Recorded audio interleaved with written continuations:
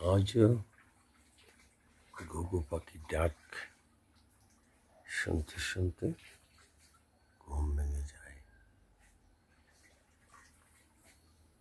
পুকুর ঘাটে কে যেন মুখ ধুইছে পুকুরের স্বচ্ছ জলে।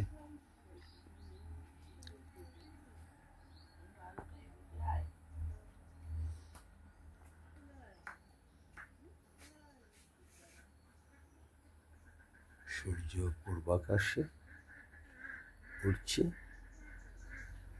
হাঁসেরা পুকুরের জলে সাঁতার কাটছে।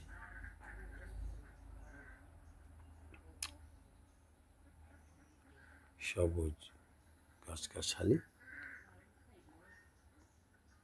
কি অপূর্ব সুন্দর লাগছে। হেমন্তীয় প্রাতে আজ হেমন্তের সকাল। হেমন্তের প্রাতে বাড়ির আঙ্গিনায় লালন সঙ্গীতের বইখানা নিয়ে বসলাম। সঙ্গে আহমদ শফার ডায়েরি তো আছেই।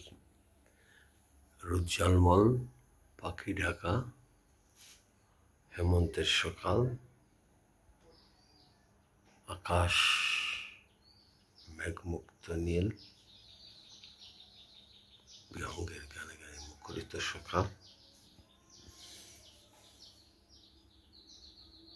লালন সঙ্গীতের বইয়ের আর একটি পোয়েট্রি হলো,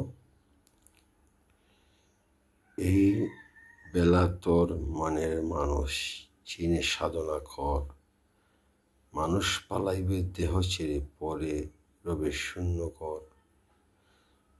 ঘরের মধ্যে তোর ৩-১৩ আর কোন দরজা করেছে সার, ঘরের মধ্যে ব্যস্ত খুঁটি সেইটা করকে মূলাধার। ডুবে থাকে রূপসাগরে, বসত করকে যুথের গড়ে। লালন বলে মনের মানুষ চেনা হলো তার। অপূর্ব সুন্দর। লালনের সঙ্গীত বলেন আর কবিতা বলেন। বইটি কিনেছিলাম 2006 সনে। আমার লাস্ট বছর ছিল এটা বাংলাদেশে। আমি চুয়াডাঙ্গাতে গিয়েছিলাম।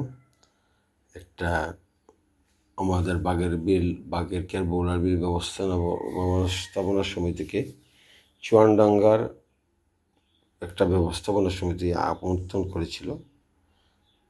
3 দিন ওইখানে থাকার পর আসার পথে এটা আমি নিয়ে আসি কিনে।